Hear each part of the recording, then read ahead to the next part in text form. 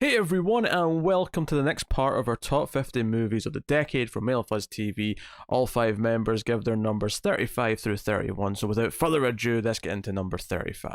Number 35. This should come as no surprise. People might have thought that it might ended up earlier, but Jurassic World. I'm a sucker for this movie. It's not the best movie. I know that, and it's part of the problem of reboots and sequels, and it plays on nostalgia, and it kind of replays the first movie.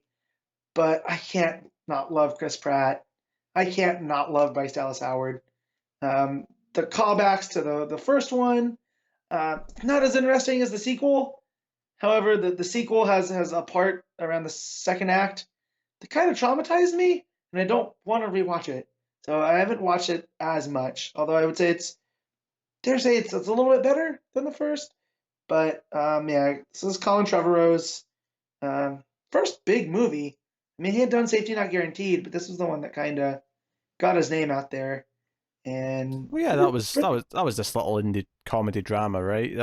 yeah, yeah. So this one gets his name out, and I think he does pretty good. Like, it plays again with what we expect from a Jurassic Park movie, and it does update it, but it does some fun things along the way, and you never lose that Michael Crichton-y. Anytime you think you control nature, you don't. Like, you're not even close.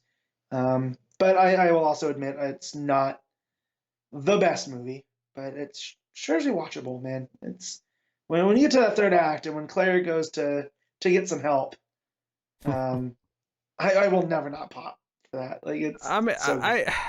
I enjoyed Jurassic World when it came out. It is relying a lot on nostalgia. Yeah, Luckily for it, Jurassic Park was the first movie I ever saw in theater, so there's a lot of yeah, nostalgia that comes with it. But yeah, um, yes, it's sort of like I enjoy it quite a bit. Critically, I have to take a step back yeah, and yeah, but yeah, yes, it's fun. It's a fun movie. yeah. It's a lot of fun. My number 35 is Assassination Nation. So this is a relatively recent film, 2018, I think.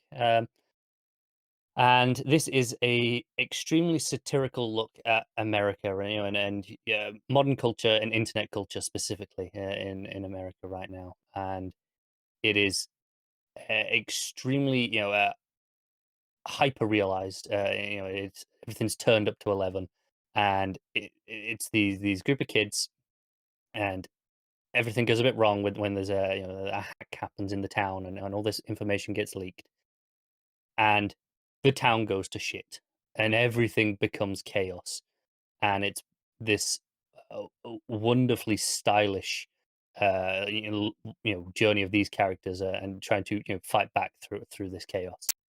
And it's brilliant, it's funny, some great set pieces in there that I wasn't really expecting, and yeah, like stylish as hell, really entertaining movie. That was one that got much better once I spoken about it because I liked it well enough having watched Mm. it. It wasn't until we spoke about it though that I really started to kind of fall in love with it Yeah. and all the things that it was doing. Because it's very hyperkinetic at first. It's a lot to take in your first viewing, I think, very quickly. But it kind of goes with the sort of mood and tone that it's doing with the subjects. It's very in your face because the whole point is that it's in your face. It's the social media, like clickbait generation. It's like, no, you have to get the point It's across very quickly and very succinctly and draw them in. it's kind of like Twitter, that there's a million different things going on at once, and you see all of them next to each other. So that brings us to 35, though, and that is going to be Conjuring 2. So yeah, I guess spiritual brother to the Insidious franchise. The Conjuring movies, I guess, doesn't have as many entries as Insidious, but has way more spin-offs, I guess you'd say. But the original movies are still, I think, really hold up and are done very well. And yeah, I think you mentioned on the horror list, but like, we're usually down on like big mainstream horror, but this is like, if you are gonna do like mainstream horror, I feel like this is the way you do it. Like, it's, it never, it's still has like style and good scares and like interesting characters that you really feel for, like, and yeah, I think you mentioned this as well. Like, the first one's good, but I feel like the second one really ramps it up, and like, makes you even more like, I feel like the family you care about a little bit more, and like the Warrens, you care about a little bit more, and yeah, just a lot of like good, like genuine scares and stuff in this. My 35 is War for the Planet of the Apes. Not surprised. Not surprised to see this. Yes, yes. Well, I did do my top 25 science fiction films, so What? you can kind of guess where my list is going Yeah. to start. Yes. Obviously we talked about this one already, but it's it's a wonderful conclusion to a trilogy that no one was asking for, but came out of Turns out we nowhere. all needed. Yeah. Turns out we needed it. Yes. And Yeah, beautiful storytelling. I love just the journey of Caesar and his final tale. And again, we get another Woody Harrelson in the film, a great antagonist for Caesar, who's still dealing with the trauma of the previous films. And I don't know, it's just such even the last shot of the movie it's such a great way to end this epic trilogy of films. Yeah. Well done. My number 35 is The Invitation. I'm in a little bit of horror block right now, so I mean, this is probably very similar to a section in my horror list, but The Invitation was a film starring Logan Marshall Green, who had I think I saw this before we did Quarry, the TV show. So this was kind of my beginnings of him becoming like a low-key favourite of an actor. And he's invited to a dinner party with a lot of old friends. He brings his girlfriend there, his ex is there, and it's a very slow build. It's a constant film of paranoia where he suspects that something might be going on. It seems friendly enough, but there's just all these little details, these little touches that might be sinister. And I won't obviously spoil where it goes in the end, but I will say you are questioning throughout that there's enough plausibility for it to either be something's really going on, or our lead character is just paranoid and is just losing it, and that really makes it work beautifully, because you're sitting there, and I think a lot of these slower moments where they're just sitting at dinner or they're sitting chatting with drinks around the couches, and there's just these little things, and our main character is weird enough and sort of like socially awkward enough that maybe he is just a little bit crazy, but what if something's really going on? Like, there was definitely that one little detail that I can't quite explain, so. But maybe the movie will explain it later. So it's a very effective little horror thriller, and one of the better ones, 2016 that came out. Number 34, Hell or High Water. Nice, dusty Texas cat and mouse with the cop and some bank robbers. A lot of fun. It's got a really good performance by Chris Pine and Ben Foster, and then opposite them is John Blank. It's the dude, Jeff Bridges. He's the old cop that's, he's seen his fair share of this before, but it's really a movie about brotherhood and what's it mean, and what's it mean to be basically a good brother. And it's been a while since I've seen it. This one I've only seen once, but just the quality of filmmaking, I couldn't not leave it off the list. This was the place it kind of fell to, but I do recommend it if you haven't seen it. 34 is Blade Runner 2049, and this is obviously it's the sequel to Blade Runner, but it caught me off guard because I don't really like Blade Runner that much. It's fine, but I don't. Every time I watch it, I think I like it a little less. And even the first time I saw it, I was never that in love with it. But 2049, it caught me for whatever reason. I don't know what exactly it is that kind of captured me that the original didn't, because it has a lot of the same aesthetic. It's advanced a little bit, but it's very similar stylistically and visually. I think the direction is probably a little bit better in this one, and the cinematography for sure. Music's fantastic, but it has a great plot and characters at the heart of it, with things that are twists that you see coming and some you don't, that work in both ways. The ones that you do see coming, you kind of feel like you're meant to. It doesn't feel like a big shock value thing when they come out of the screen. You kind of see them come in and it works and plays with that expectation. And yeah, it's just a gorgeous movie that if you could see it on the biggest screen possible at any time, you definitely should. Give me the Jared Leto free cut, and the movie will be the quality will be increased exponentially. I'd have bumped it up like 5 spots if you cut him out. So my 34, that would be What We Do in the Shadows. Just a fantastic, fantastic comedy from, Taika Waititi.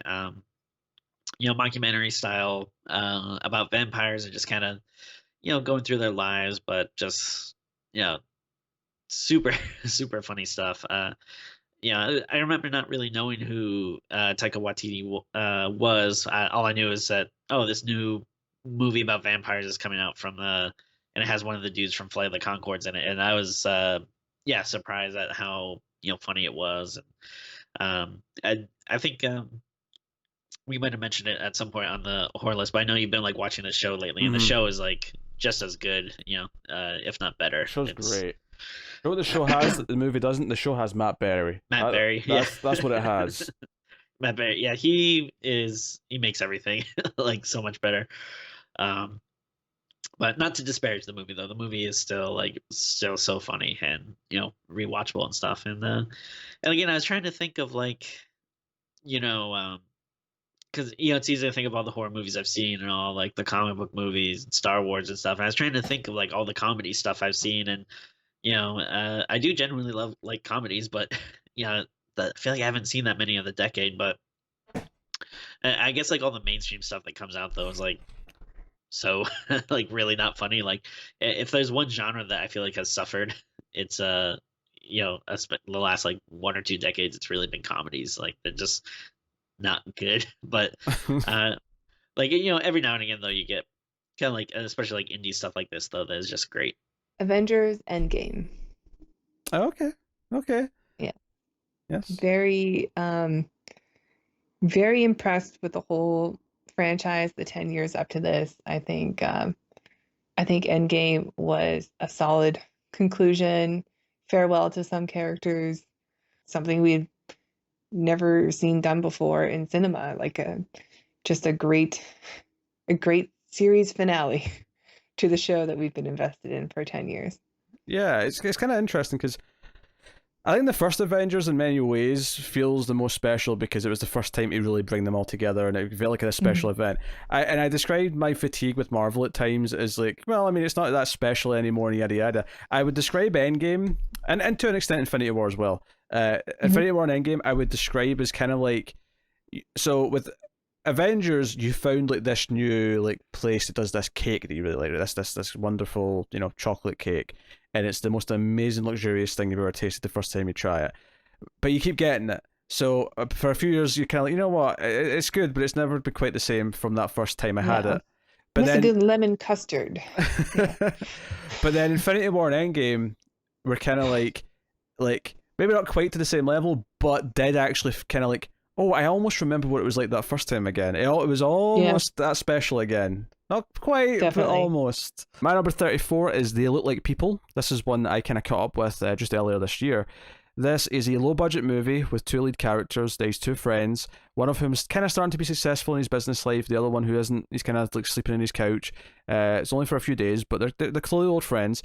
And the one who's sort of visiting clearly has mental health problems. He's got medication he's supposed to take. He's supposed to go to therapy. And the movie's about whether or not the voices that he is hearing telling him that there's aliens invading and are replacing people, hence the title, They Look Like People, is real, or if he is just going full on paranoid schizophrenic and this is all in his head. And this movie is about friendship, it is about mental health, it is about the trust that some people need to have with each other. It's about how each of us lean on each other. It's about how important friendship and that sort of reliability is in someone's life, especially when there are mental problems involved. And it's a wonderfully directed little low budget movie. It's like almost no budget. It reminded me of Primer in a lot of the way it felt. And the ending is really powerful. The final 10 minutes of this I absolutely freaking loved. This was like one of these little gems that I just saw recommended on a like hidden gems of the decade list. I'll put it on my to-do list, and I got to it, and it was phenomenal. So I highly recommend They Look Like People. I have to be honest, I've not even heard of this one. This completely passed me by. Not surprised if it was on this hidden gems list, but I don't even remember you talking about it before, which is usually you mention things like this, but sounds good. I'm down to check that out. Clearly, you just have to, be more cultured. Number 33, another Disney film, but this time from Pixar, and it's Coco, which in an era where Pixar had kept just running back sequels with Finding Dory and Incredibles 2, and which is fantastic, but the Cars sequels, this was the first in quite some time that was original, and just the character design work of it, the brightness of the colors. Again, that's what Pixar is known for. But then you get to the character and the heart and the emotion and a story about not forgetting family. And man, this movie makes me cry every single time. It never fails. Music, well written, well performed by the kid as well, which is always kind of dodgy when you get kids singing. But yeah, man, Coco is so good. It's in my top, as you can see, it's in my top tier of Pixar. And yeah, that's a Pixar's kind of not been at their A game for a little bit, and this was one that showed that they are. I'm not as big a fan of Inside Out as other people. Like, that's fine. But I felt that Coco hit those emotional moments for me, and it might just be a personal thing too, for what it means with losing family. And that was a real rough year when this came out, so it hit at just the right time. And then of course it looks gorgeous, what it does with the colors, the oranges and the purples, and Dia de los Muertos and all of that. The flower petals that are used in the character design. It's really good. I recommend if you haven't seen it, Pete. My 33 is Hacksaw Ridge, which is an unusual pick for me because, as a general rule, I do not enjoy any war movies almost at all. There are very few that I would say I enjoy. Even some of the big ones that people like, hey, you'll love this one. I don't. This one is, it's the story of this this medic. He's a very religious, conscientious objector, who gets drafted in World War II anyway, regardless. And he's a medic, but he refuses to kill anyone. And the movie is about him just trying to save lives and not take any.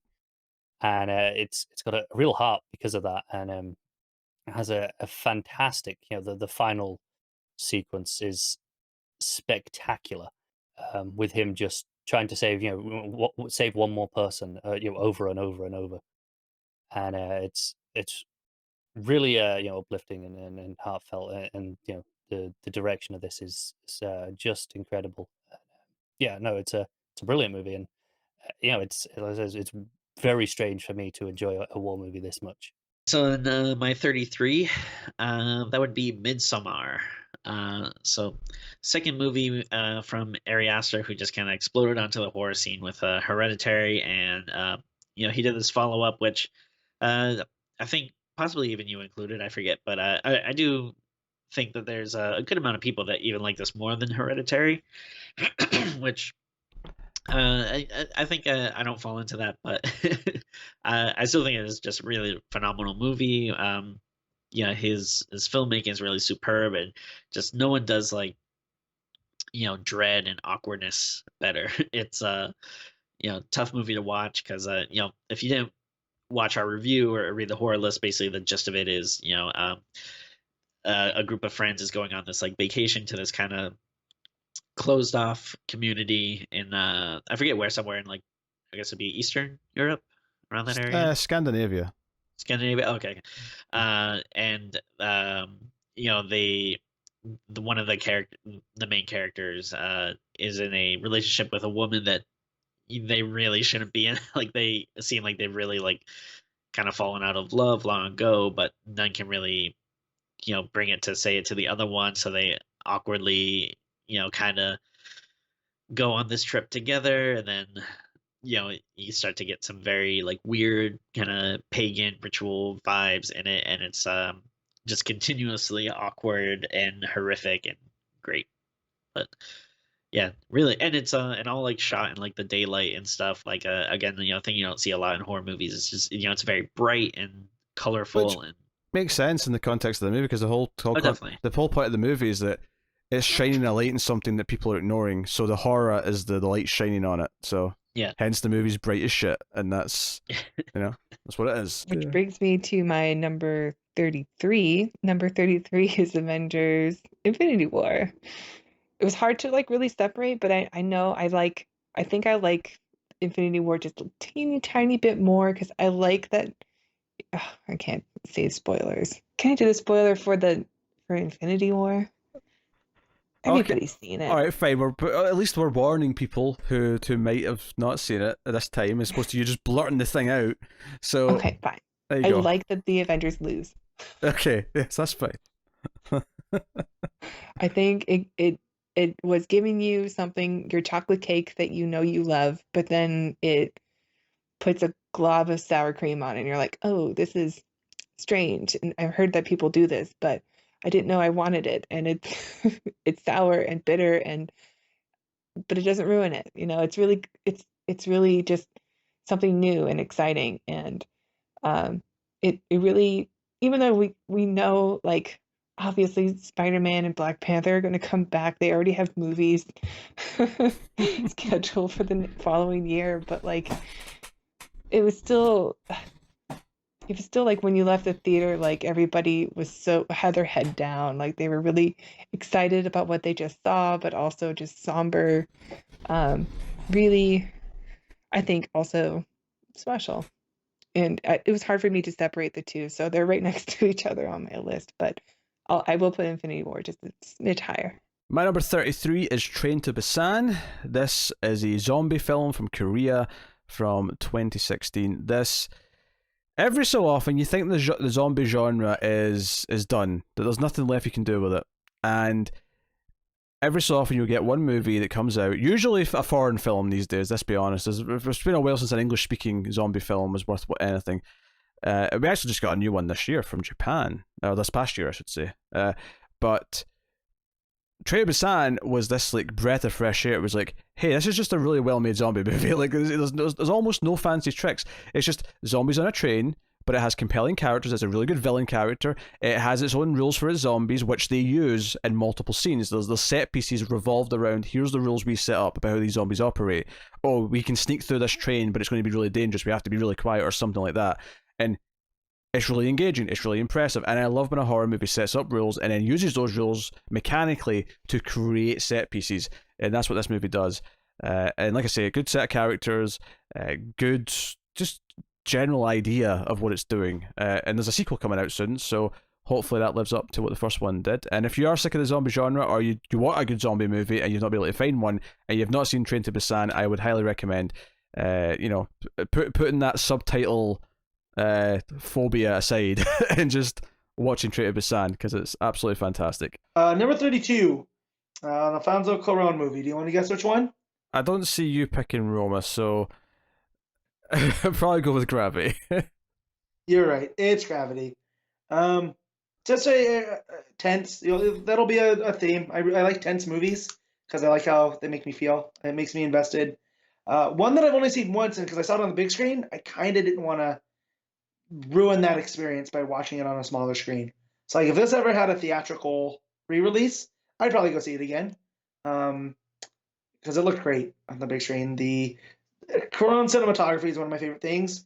I didn't see Roma just because of the, it's 2.5 hours, right? Like, it's a long movie. I think so. I think it was that long. Yeah, and from what I understand, it's great. You guys, I think you and Connor last year enjoyed it. I had friends here that I talked to that really enjoyed it. But no, Gravity is much more my jam when it comes to Cuarón. And just Sandra Bullock trying to survive in space. I thought Clooney's a little bit goofy in it, but he plays his role enough. But a lot like Locke, it's kind of Sandra Bullock against herself, and she really sells it. And as each thing keeps happening to her, you get more invested as little pieces of her history get revealed. Really good movie. My 32 is Spider-Man Into the Spider-Verse. Oh, yeah. This is a great movie. It is easily my favorite Spider-Man movie, and it's not even close. It's such a uniquely animated movie that there's nothing else like it, and I'm a sucker for that. But it's got great characters. it's refreshing to see a comic movie not worry about will the audiences get this, will they not? Because this just dives in headfirst to the multiverse, and it's presented as a kids movie. It's an animated thing, but it's like, nah, they'll pick it up. It's fine, and it just runs with it, and it doesn't hold back. But at the same time, manages to be an origin story for Miles, and it's refreshing that I thought I was done with origin stories. I'm bored of seeing them, and this manages to make me love one all over again. And then my 32 is something from the Marvel oeuvre. Which, I mean, I guess if there's one thing that really dominated the decade, it's you got to talk about the Marvel movies. It's it's interesting going from a thing where before talking about being nerdy and liking comic books and stuff, to a thing where like legitimately like you would not like want to tell people that you liked in like like high school and stuff.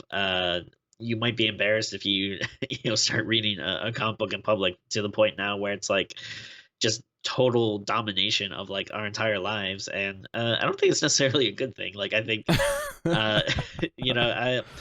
it is strange, because in general I do love the Marvel movies. I would say there's only maybe a handful that I'm not crazy about, but it is kind of hard to like not look at like what they've done for the industry, which is just kind of like pushing out the like kind of middle tier blockbusters, and just everything now has to make $1 billion, and it has to be based on this like comic book IP properties and stuff. But that being said, though, I really like Captain America: Winter Soldier.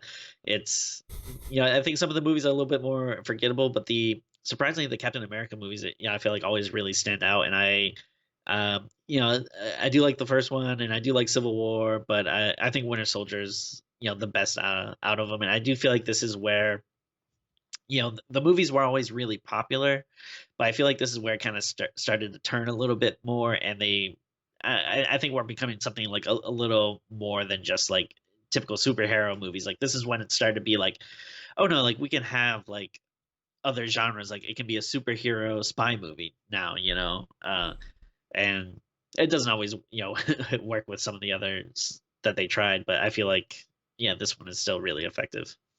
No, Winter Soldier's the best of the Cap movies for sure. I'm not a fan of the first Avenger. I think Civil War is okay, but it does kind of bog down in the universe stuff.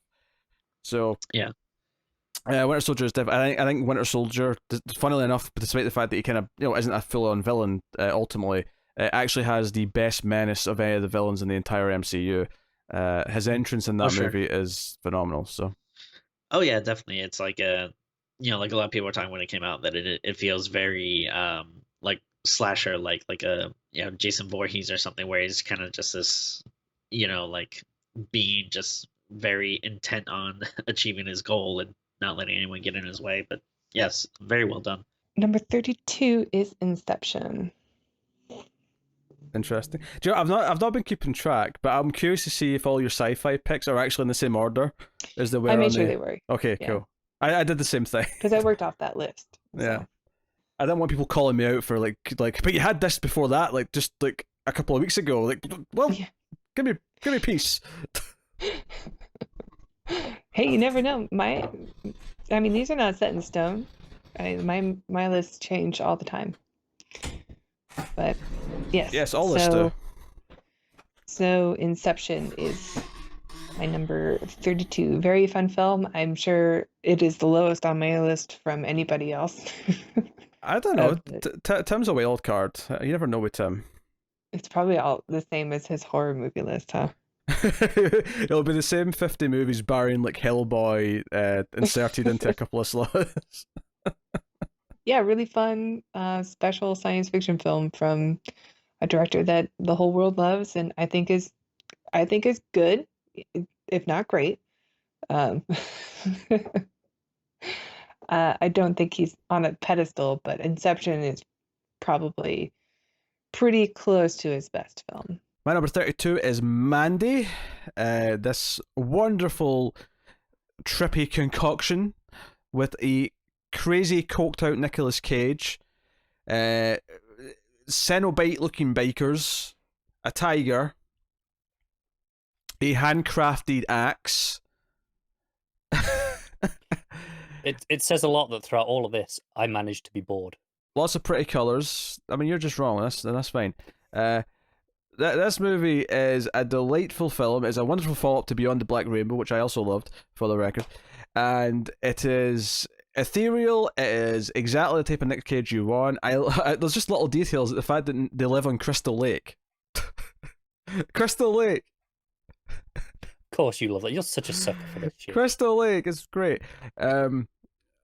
It's a hypnotic movie, and sometimes a good hypnotic piece of art is like sometimes some of the best things, because the plot's really simple, and sometimes some of the best movies have simple plots. It's more about the execution, and I think Mandy delivers in that. It's got a lot of style, but it's not like a reffing style. Like, it's definitely, like, I can see a lot of overlap in the fans, admittedly, but I think it's definitely, like, you know, Cosmatos is definitely got a unique voice and a unique feeling in his work, and it definitely doesn't work for everyone. It's definitely a film student's wet dream, but it is what it is, and it sticks with you, and it stuck with me after I watched it. So, Mandy. Number 31, real fun movie. Django Unchained. I get it has its distractors. The 4 acts did not work for me when I saw it in theaters, but on subsequent rewatches, it almost feels like a miniseries, and it has that flow to it. It almost was kind of, I would say, ahead of its time in that way. Like, this would have been a perfect Netflix miniseries, 3 episodes. That's kind of what Tarantino's doing now, like with Hateful Eight that had that miniseries treatment. I hear Once Upon a Time in Hollywood might be getting it. But yeah, just this is kind of Quentin's superhero movie, where, you know, Django gets recruited by Dr. King, the dentist, to, you know, help him get revenge, and well, it kind of becomes a revenge story. That's not initially why he's recruited, but Jamie Foxx is kind of understated because he's surrounded by a maniacal Leonardo DiCaprio, and Christoph Waltz just doing what Christoph Waltz does, and that show up and be amazing. And yeah, I don't want to say too much just because of certain plot elements, but I understand the issues people have with it. But it's fun to look at, like the way that what he does with like the southern setting. It's not really as much a western as much as it's a southern, and what Quentin does once you get into that plantation house. Yeah, and it's just, I really enjoy it. It's got so much energy. Like, Tarantino for me, like, really excels when he's doing sort of adventure style characters, and he'll put them in. You know, when we're dealing with subject matters and we're dealing with settings here that are, you don't associate with adventure, you don't associate with these things, but he makes you root for Jamie Foxx. He makes you root for him going through this like a superhero, and it does the stereotypical hero shots. It gives him the little trumpet flares in the music. It gives all these things, and it's just, and forgive the word because of another film he's associated with, but it's so pulpy, and it's just great. So no. And if you know me, you know I love pulp. So it's there. Just DiCaprio at his maniacally best, like, and I dare say he's upped it, not maniacally, but in Once Upon a Time in Hollywood, like, Tarantino knows how to get this out of him in ways that other directors. It's like Scorsese, I think, in Scorsese and QT at this point. But yeah, it's a lot of fun, and I think it's up there in my Quentin movies. I haven't re-listed it since Once Upon a Time in Hollywood, but I dare say Django's up there high. My number 31 is actually got a little bit of, you know, reverse number symmetry here, because it's 13 assassins, and I didn't do that intentionally. I just noticed it as I looked. But this is the Takashi Miike movie about 13 assassins, as the name suggests, going on a mission, you know, this likely suicide mission to take out an evil lord in, you know, feudal Japan. And, you know, there's 13 of them against 200-ish, you know, this full army. And, you know, the first half of them is collecting, you know, the gang, get them all together, getting, you know, convincing it, you know, the usual stuff. And then you have an incredibly long fight sequence I'm sure for some people it's too long, but I've never found myself bored during it because it's, I don't know, it's probably 40 minutes plus. I don't know, it's long and it's intense, great looking action. Some good characters in there and hints at a supernatural angle as well. It's really cool. Yeah, I just I love to watch this movie because it's such a blast to sit down and watch the visual spectacle that it is. I liked it quite a bit. I do think I remember feeling the final fight was a bit too long. Like there was a point where okay, I get it. You can Goes on so long. you can wrap this up now. Yeah, I've had enough at this point. But I mean, yeah, that's a fight pick. I can see it. I can see it. All right, so my 31 would be Mad Max Fury Road. Oh baby.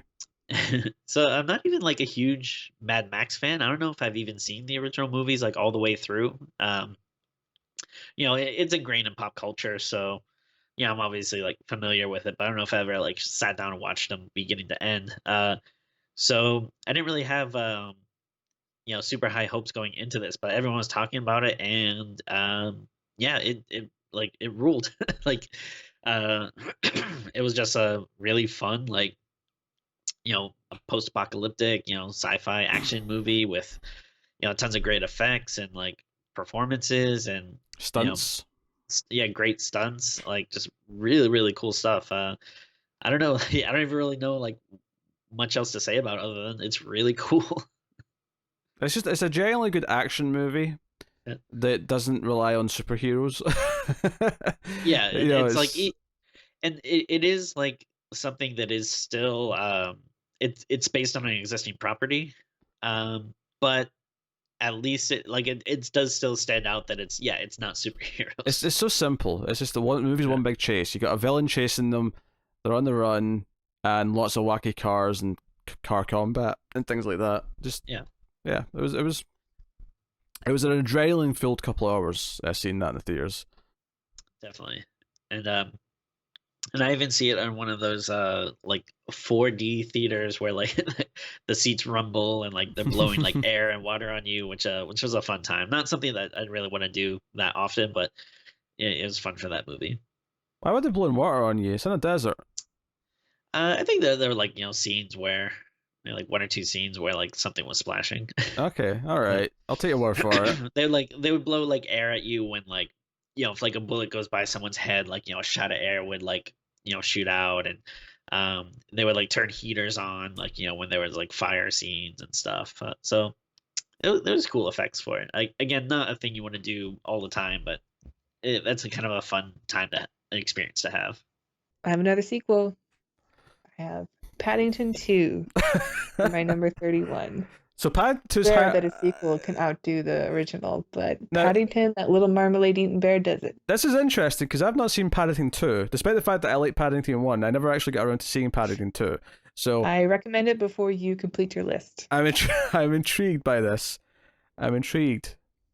Yeah, very, very good. Very similar to the first film, but it introduces new characters, new situations. I really love the villain in this one, which is played by Hugh Grant. He plays like an actor past his prime. And slightly meta. There's some good jokes in there for him specifically. About a third of the movie, Paddington is in a prison, and it's really, really fun. Of course, he has his antics where he accidentally makes like all the uniforms pink instead of what like black and white what they're supposed to be, and he's, I don't know, I just love that marmalade eating bear. Really good jokes and really fun movie, very sweet. My number 31 is Evil Dead from 2013. This is, I mean, I've spoken about this movie so many times because I've done multiples of these lists now with different people, but Evil Dead is a blast. It is visceral, it is gory, it is violent. It does not try to repeat the original movies. It has a few nods and winks, sure, but it does not try to recreate Ash or anything like that. It has a twist on who the characters are, a twist on who the hero is, and Jane Levi is great in it. Plus, it's just it didn't because there's some stuff that's so violent it's kind of funny. but under no circumstance said we're going to do Evil Dead 2. We're going to be the black comedy. It doesn't do that at all. It says no, we're going to be so extreme in the other direction that we're going to stand out amongst that. And I do genuinely think this movie is better than the original Evil Dead. Now, Evil Dead 2 is maybe a fight. Like, that's a fight for a different audience, a different crowd of people. But Evil Dead 1, which I do think is a good movie, admittedly, versus Evil Dead 2013, I'm picking 2013. And that will bring an end to this part of our top 50 movies of the decade. So let us know what you think of our picks in the comments below. Like and subscribe, all that stuff. Get us on the Twitters at Mild_Fuzz for channel updates. If you want to support the show and the channel and everything we do here, you can head over to patreon.com/MildFuzzTV and support everything we do for as little as $1 per month and get some bonuses for your trouble. So go and have a look at that. But otherwise, that is us. So thank you once again for watching or listening. Look out for part 5 coming soon. And keep watching movies. And remember, if you can get it, it's always nice to have diplomatic immunity.